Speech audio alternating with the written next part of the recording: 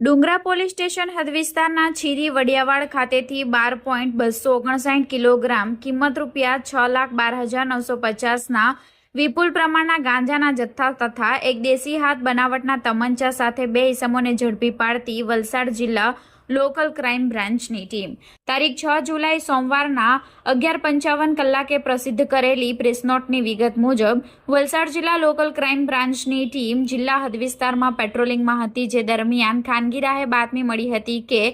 વાપીના છીરી વડિયાવાડ કેયુરભાઈ નવીનભાઈ કોળી પટેલની ચાલમાં room number 6માં રહેતો આરોપી પિન્ટુ ભગત, સત્યનારાયણ ભગત જયસ્વાલ, ત્રિપુરારી કુમાર, હૃદય નારાયણ યાદવ નાઓને પકડી પાડી તેઓના કબજાના રૂમમાંથી વનસ્પતિજન્ય માદક પદાર્થ ગાંજો 12.259 કિલોગ્રામ કિંમત રૂપિયા 6,12,950 તથા